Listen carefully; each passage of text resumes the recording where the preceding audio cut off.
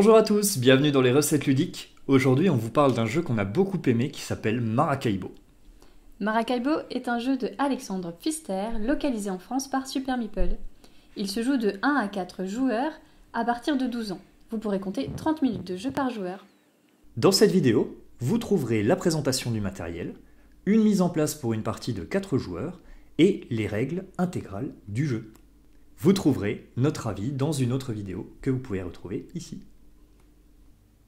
Un plateau principal représentant les Caraïbes. 39 cubes possession, 13 pour la France, 13 pour l'Espagne et 13 pour l'Angleterre. 24 tuiles quête, 4 tuiles histoire, 20 jetons combinaison, 13 tuiles ville, 25 jetons combat, 58 doublons, là on a la version métal qui est très sympa, 23 tuiles héritage, un sac bleu pour le mode campagne, 157 cartes projet, 8 cartes de carrière, 8 cartes bâtiment de prestige, 77 cartes histoire, 15 cartes automa pour le mode solo. Pour chaque joueur, un plateau navire, 3 marqueurs influence, 8 espions, un bateau, un marqueur de points de victoire, un explorateur, 3 cubes, une grande aide de jeu, 24 disques en bois, il peut y en avoir quelques-uns en plus dans la boîte. Un jeton point de victoire. Placez le plateau principal au centre de la table. Mélangez les jetons combat et faites 2 piles sur les emplacements correspondants. Mélangez les tuiles quête, placez-en 3 sur la piste en bas du plateau, puis placez le reste face visible sur l'emplacement correspondant. Rangez les tuiles histoire par ordre croissant, puis placez la pile à côté des tuiles quête, la tuile 1 face visible en haut de la pile. Prenez 4 tuiles de ville, 2 avec le symbole barre de navire correspondant au nombre de joueurs et 2 sans symbole. Mélangez-les et placez-les sur les 4 emplacements à côté de Puerto Plata, Santo Domingo, Port-Royal et Carthagène. Si vous jouez à 2 joueurs, recouvrez la ville de Maracaibo avec la tuile correspondante. Divisez les cartes projet en 2 piles, les cartes A avec un cordage sombre et les cartes B avec un cordage clair. Attention, il y a également des cartes C numérotées de 90 à 99 qui sont ajoutées aux cartes A dans certaines configurations. Pour votre première partie, laissez les cartes C de côté. Mélangez toutes les cartes A et donnez-en 8 à chaque joueur. Puis mélangez les cartes B séparément, prenez-en 40 que vous mélangez avec le reste des cartes A. Il s'agit de la pioche de cartes projet.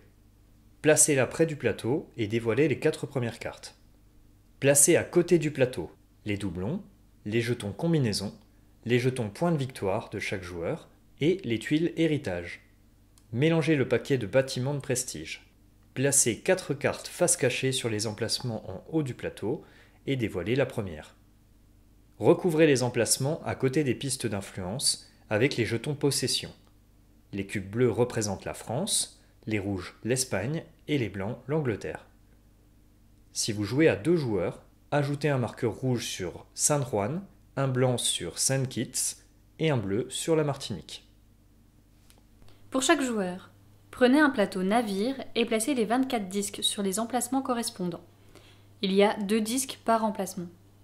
Prenez tous les éléments de votre couleur, puis placez le marqueur point de victoire sur la case 0 de la piste point de victoire, le bateau sur l'emplacement de départ, la Havane, l'explorateur sur la première case de la piste d'exploration en bas du plateau principal, un marqueur influence sur chacune des 3 pistes d'influence, une par nation, un cube au départ de chacune des pistes de revenus, doublons et point de victoire. Un cube sur la case 1 de la piste de combat sur le haut du navire. Ensuite, prenez 2 espions. Mélangez le paquet de cartes carrière, puis prenez-en 2. Enfin, prenez une aide de jeu. Les espions restants sont placés près du plateau principal, dans la réserve générale. Le premier joueur est le dernier à être monté à bord d'une embarcation. Il reçoit 8 doublons, le deuxième joueur en reçoit 9, le troisième 10 et le quatrième 11. À partir de là, vous décidez si vous souhaitez ou non jouer à la campagne. Si oui, prenez la carte histoire numéro 1 et placez-la à côté des tuiles quête sur le plateau. Lisez-la et placez la tuile histoire numéro 1 à côté du lieu indiqué. Placez des tuiles quêtes à côté des lieux indiqués. Sinon, prenez la carte histoire numéro 75 et placez-la sur ce même emplacement. Placez les tuiles quêtes aux endroits indiqués. Chaque joueur prend ensuite les 8 cartes qu'il a reçues, en garde 4 en main et en place une autre sur un emplacement de la zone planification en haut de son navire. Les 3 cartes restantes sont placées dans la défausse à côté de la pioche. Pour terminer, chaque joueur choisit simultanément une carte carrière parmi les 2 reçues. Il la place face visible à côté de son navire. Il prend ensuite 3 espions de la réserve générale et les place sur les emplacements correspondants de la carte carrière. Dans Maracaibo, vous incarnez des marins et aventuriers dans les Caraïbes du XVIIe siècle, qui n'ont qu'un seul objectif, c'est d'accroître leur influence auprès des 3 grandes nations européennes que sont l'Angleterre, l'Espagne et la France. Votre objectif sera de récolter le plus de points de victoire, et ce de différentes manières tout au long de la partie. Le jeu se déroule en 4 manches, il y aura un décompte intermédiaire à la fin des 3 premières manches et un décompte final à la fin de la 4e manche. Au début d'une manche, les bateaux des joueurs sont placés sur la ville de La Havane, puis chaque joueur joue un tour de jeu jusqu'à ce que l'un d'entre eux atteigne l'emplacement 21A pour les manches 1 à 3 et l'emplacement 22 pour la 4e manche. Un tour de jeu est décrit sur l'aide de jeu, elle est d'ailleurs très bien faite. En phase A, le joueur actif doit déplacer son bateau de 1 à 7 cases dans le sens des flèches. En phase B, il réalise une action principale parmi plusieurs au choix. En phase C, il complète sa main jusqu'à la limite de cartes qu'il peut avoir en main, puis c'est au joueur suivant, et ainsi de suite.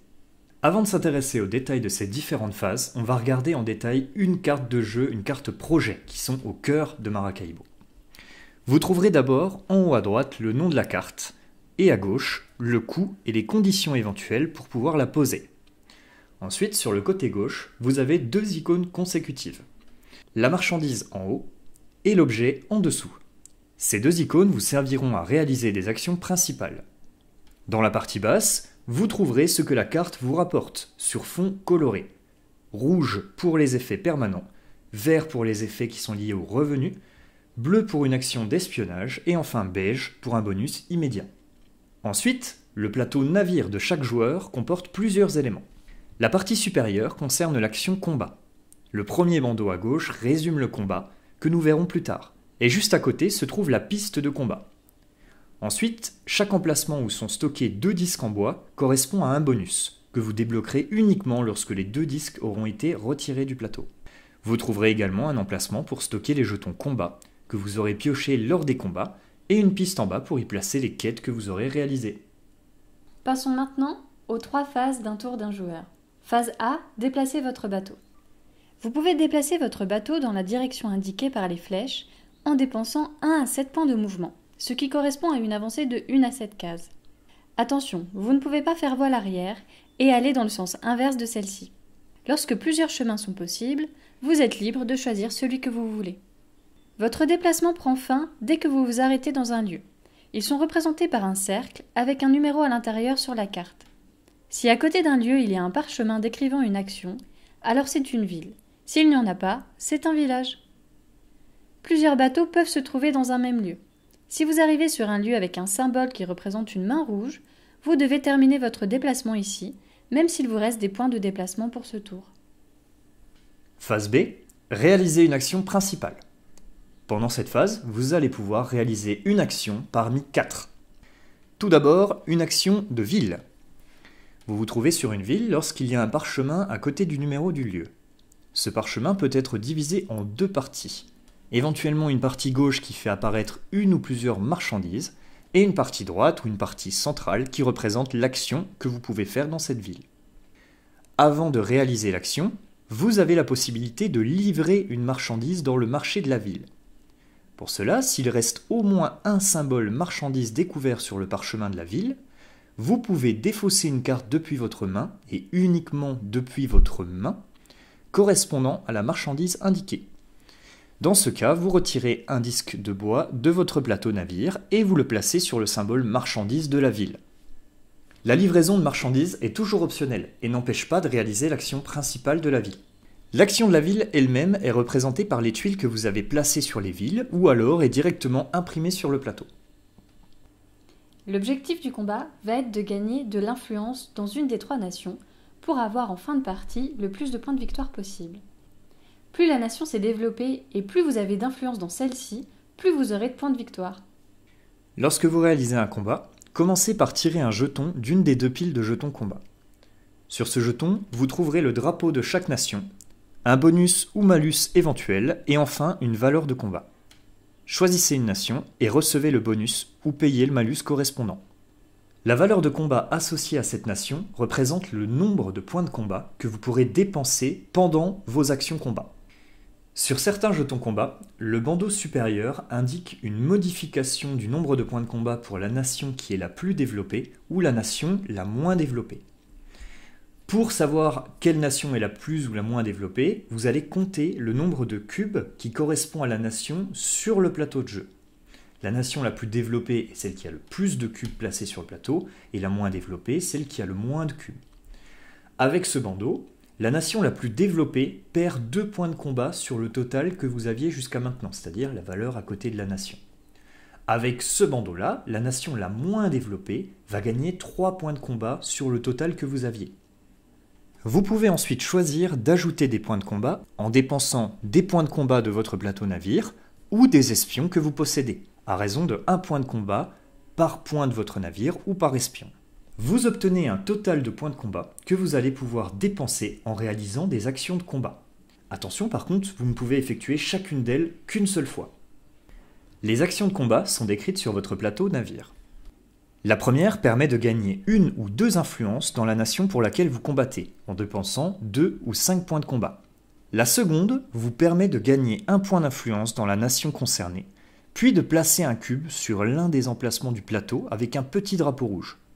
Si vous souhaitez placer le cube sur un drapeau où il n'y a pas déjà un cube présent, dépensez 4 points de combat, puis recevez le bonus inscrit sur le drapeau. Vous pouvez également décider de placer le cube sur un drapeau où il y a déjà un cube d'une autre nation. Attention, vous ne pouvez pas placer si c'est votre nation. Dans ce cas, dépensez 6 points de combat. Retirez le cube du plateau et placez-le dans la défausse de cube, puis placez le vôtre sur le petit drapeau et recevez le bonus. Une fois que vous n'avez plus assez de points de combat, ou alors que vous avez utilisé toutes les actions combat, vous pouvez placer le jeton face cachée sur l'emplacement correspondant de votre navire. Les points de combat qui n'ont pas été dépensés sont perdus. Voyons un exemple de combat. Je suis arrêté sur la ville de Maracaibo, j'ai déjà effectué la livraison de marchandises, je vais donc maintenant pouvoir réaliser un combat. Je commence par prendre un jeton combat. Sur ce jeton, on voit que la nation qui a le moins de cubes sur le plateau va être avantagée à hauteur de 3 points de combat. Je regarde donc quelle est la nation sur le plateau qui a le moins de cubes. On compte 1, 2 cubes anglais et 1 cube espagnol et aucun cube français. Je décide donc de me battre pour les Français. Je reçois comme bonus un espion et ensuite je vais disposer de 2 plus 3, soit 5 points de combat. Mon espion bonus. Pour choisir l'action combat, j'ai besoin de doublons et j'aimerais donc me placer sur ce petit drapeau qui va me rapporter 4 doublons. Je décide donc de faire cette action qui va, en plus de me rapporter une influence, me permettre de placer un cube sur un drapeau. Si le drapeau est déjà occupé par un cube, ici c'est le cas, il y a un cube anglais, je vais devoir dépenser 6 points de combat. J'ai 5 points de combat pour le moment, je peux donc en ajouter un supplémentaire de ma piste de combat, ou alors en dépensant un espion. J'ai maintenant 6 points de combat que je dépense pour faire cette action. Je gagne une influence chez les Français et je vais placer un cube français sur le drapeau qui me rapporte 4 doublons à la place du cube anglais. Je reçois 4 doublons et je vais remettre le cube anglais en dehors du plateau. Attention, il ne revient pas sur la piste d'influence, il sort du plateau au-dessus, juste à côté des bâtiments de prestige. Enfin, je vais pouvoir placer le jeton combat sur son emplacement sur mon plateau navire. Lorsque vous réalisez cette action, avancez votre explorateur sur la piste d'exploration. La valeur de déplacement est indiquée sur l'action.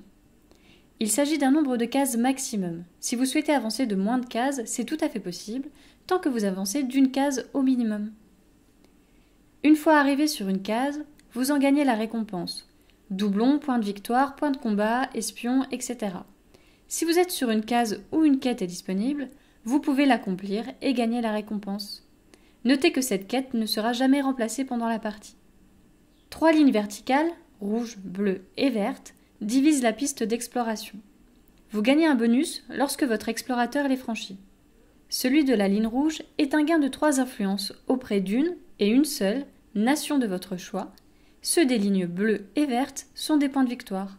4 points pour le premier à franchir chacune de ces lignes et 2 points pour les suivants lorsqu'ils les franchiront à leur tour. Attention toutefois, tout comme pour la navigation, il y a quelques règles de parcours. Vous devez suivre le sens des flèches et vous ne pouvez pas revenir en arrière. Une case du parcours ne peut accueillir qu'un explorateur à la fois.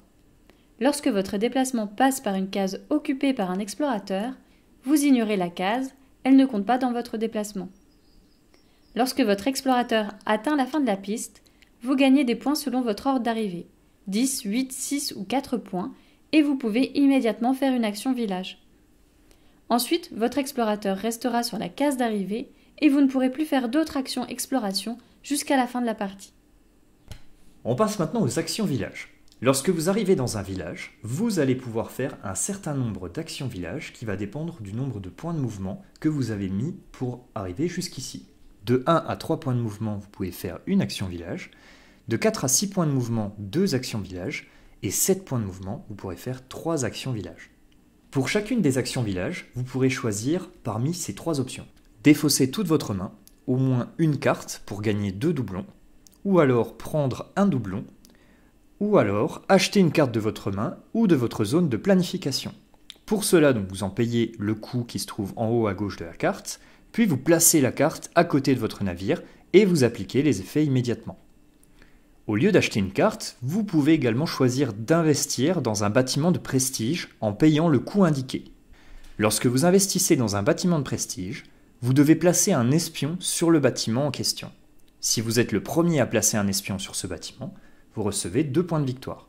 Vous ne pouvez investir qu'une seule fois sur chacun des bâtiments de prestige. Vous recevrez les points de victoire indiqués sur le fond rouge en fin de partie. Le jeton avec une couronne est un jeton de combinaison et on en parlera à la fin de cette vidéo. Si vous disposez de plusieurs actions village, vous pouvez faire n'importe quelle combinaison d'actions, identiques ou différentes. Par exemple, si vous avez 3 actions village, vous pouvez défausser toute votre main pour obtenir 2 doublons et ensuite prendre 2 fois un doublon. À mesure que vous retirerez des disques sur votre navire, d'autres actions village seront disponibles. Il y en a également sur certaines cartes projet. Lorsque vous êtes sur un lieu où se trouve une quête, vous pouvez l'accomplir. Pour cela, vous en payez le coût et vous en récupérez la récompense. Le coût peut être en points de combat, en objets, en marchandises et d'autres ressources. Les tuiles quêtes fonctionnent avec des boussoles. Vous en trouverez une sur votre plateau navire et également sur certaines cartes. Les tuiles quêtes vous rapportent des bonus en fonction du nombre de boussoles que vous possédez. Une fois la quête accomplie, vous retournez la tuile et la disposez dans l'emplacement correspondant de votre navire. Vous la posez toujours dans l'emplacement le plus à gauche de la piste de quête de votre navire. Lorsque vous accomplissez votre 4e quête, vous marquez immédiatement 3 points de victoire. Vous marquerez ensuite 2 points de victoire pour chaque tuile supplémentaire que vous poserez. Les tuiles histoire fonctionnent de la même façon que les tuiles quête. Le coût et les bonus sont indiqués sur la carte histoire correspondante. Lorsque vous réalisez la quête indiquée par la carte histoire, prenez la tuile et placez-la de la même façon que la tuile quête sur votre navire. Vous n'êtes jamais obligé de faire cette action. Vous pouvez choisir de faire une autre action disponible dans ce lieu si vous préférez, ou si vous ne pouvez pas réaliser la quête par exemple. Les cartes avec un bonus sur fond bleu vous permettent de placer des espions dans les lieux indiqués. Lorsque votre navire s'arrêtera sur ce lieu, vous pourrez alors réaliser l'action espionnage décrite par votre carte. Si au cours de la partie vous vous arrêtez sur une case avec plusieurs de vos espions, vous ne pourrez toujours utiliser qu'un seul d'entre eux. À chaque fois que vous choisissez de renoncer à une action d'espionnage durant votre navigation, vous marquez 2 points de victoire par espion inutilisé. Attention, cette règle ne s'applique pas pour un espion que vous auriez placé sur un lieu déjà dépassé par votre bateau pendant cette manche. Pendant cette phase d'action, vous pouvez réaliser à tout moment de votre tour autant d'actions gratuites que vous souhaitez parmi. Placez une carte de votre main dans votre zone de planification. Sur votre navire, vous disposez de 3 emplacements de planification au-dessus de votre plateau. Les cartes dans cette zone ne comptent pas dans votre limite de cartes en main. En revanche, une fois que les 3 emplacements sont pris, vous ne pouvez plus réaliser cette action tant que vous n'aurez pas acheté une des cartes de cette zone. Réalisez un de vos objectifs de carrière. Votre carte carrière indique 3 objectifs. Chacun peut être accompli de 2 façons. À vous de déterminer quelles conditions vous souhaitez remplir. Une fois qu'un objectif est atteint, recevez les bonus correspondants ainsi que l'espion qui se trouve à côté. Chaque objectif ne peut être réalisé qu'une seule fois. Lorsque les 3 objectifs sont complétés, vous obtenez le bonus inscrit en bas de la carte. Vous pouvez alors retourner la carte et la placer sous votre navire pour le transformer en impressionnant vaisseau de combat. Ça n'a aucun autre effet malheureusement. En facé, vous piochez des cartes jusqu'à votre limite de cartes en main, qui sera de 4 en début de partie, et peut-être de 6 en cours de partie si vous débloquez l'emplacement correspondant sur votre navire. Pour compléter votre main, vous pouvez soit prendre des cartes de la pioche, les cartes sont alors gratuites, soit prendre des cartes de la rivière qui sont face visible, mais vous devrez payer un doublon pour chaque carte sélectionnée. Là encore, vous pouvez améliorer votre bateau en cours de partie pour être autorisé à prendre des cartes face visible gratuitement. Les derniers lieux, numéros 20 à 22, ont un symbole représentant une main rouge. Vous devez donc obligatoirement vous arrêter sur chacune de ces cases. Pendant les 3 premières manches, vous prendrez le chemin qui mène à la case 21A, et lors de la dernière manche, vous vous dirigerez vers la case 22. Ces cases sont associées à un parchemin et se comportent donc comme une action de ville. Le joueur qui atteint en premier la case 21A lors des manches 1 à 3 déclenche la fin de manche. Il termine son tour et ensuite un décompte intermédiaire aura lieu. Ça signifie que les autres joueurs ne pourront plus jouer d'action lors de cette manche. Lors de la 4e manche, le joueur qui atteint la case numéro 22 en premier met fin à la partie et déclenche le décompte final. Un décompte intermédiaire est enclenché lorsqu'un joueur termine son tour sur la case 21A. Plusieurs étapes sont à suivre dans ce décompte. Tout d'abord, en commençant par le joueur qui a enclenché le décompte, les joueurs doivent choisir entre marquer 2 points de victoire ou acheter une carte projet de sa main ou de sa zone de planification. Cette carte est alors à placer avec les autres cartes face visible et le joueur complète sa main. Vous pouvez également choisir d'investir dans un bâtiment de prestige à la place d'acheter une carte projet. Ensuite, les joueurs reçoivent leurs revenus des 2 pistes, revenus doublons et revenus point de victoire. Puis, retirez de la partie toutes les marchandises livrées, c'est-à-dire les disques en bois des villes du plateau. Défaussez les cartes projet face visible près de la pioche, remplacez-les en piochant 4 nouvelles cartes. Révélez ensuite le bâtiment de prestige suivant. Si une ou plusieurs cartes histoire ont été complétées, généralement lorsqu'un joueur a pris la tuile histoire correspondante, ce joueur lit le dos de la carte histoire et en résout les effets. Ça peut être placer des tuiles héritage, lire de nouvelles cartes histoire, etc. Si plusieurs cartes histoire sont résolues de cette façon, lisez-les dans l'ordre croissant. Si une décision doit être prise, elle doit l'être à la majorité des joueurs. Le joueur qui lit la carte brise les égalités. Une fois résolue, le joueur qui a lu la carte la place sous son navire, de manière à le compléter et à le rendre encore plus impressionnant. Ça n'a encore une fois aucun autre effet. Enfin, regroupez les bateaux de tous les joueurs à la Havane pour commencer une nouvelle manche. Le joueur à gauche de celui qui a enclenché la fin de manche commence la nouvelle. Le décompte final. Lorsqu'un joueur arrive sur la case 22, il termine son tour et le décompte final est enclenché. La fin de partie arrive. En commençant par le joueur qui a déclenché la fin de la partie, chaque joueur choisit entre acheter une carte projet, de sa main ou de sa zone de planification, investir dans un bâtiment de prestige, ou alors recevoir 2 points de victoire. Chaque joueur marque les points de victoire correspondant à sa position sur la piste de revenus. On prend les points de victoire en bas de la piste cette fois-ci, et la piste de points de victoire. Chaque joueur marque les points sur ses cartes projets, ainsi que sur les bâtiments de prestige dans lesquels il a investi. Pour chaque piste de nation, le ou les joueurs avec le plus d'influence gagnent 3 points de victoire. Ensuite, pour chaque nation, déterminez son multiplicateur. Il correspond au nombre de cases entièrement vides à l'endroit où vous avez retiré les cubes des nations. À cela, ajoutez un bonus de majorité. Là où les nations avec le plus de cubes sur le plateau reçoivent un bonus de 2 points. Là où les secondes nations les plus influentes sur le plateau reçoivent un bonus de 1. Multipliez le nombre obtenu par votre rang de noblesse de la nation, la dernière bande rouge que vous avez atteinte sur la piste d'influence. Vous obtenez un nombre de points de victoire égal au résultat. Si une ou plusieurs cartes histoire ont été révélées, résolvez-les de la même manière que lors des décomptes intermédiaires, mais attention, ne lisez pas tout de suite les nouvelles cartes. Vous avez terminé votre partie, les nouvelles cartes seront à lire au début de la suivante. Le joueur avec le plus de points de victoire à la fin du dernier décompte remporte la partie. En cas d'égalité, les joueurs se partagent la victoire. Si vous avez joué en mode histoire, pensez à sauvegarder votre partie. Mettez toutes les tuiles héritage utilisées et toutes les cartes histoire dans le sac bleu prévu à cet effet et réutilisez-les pour la prochaine partie. Si vous avez joué sans le mode histoire, remettez juste la carte histoire dans le paquet.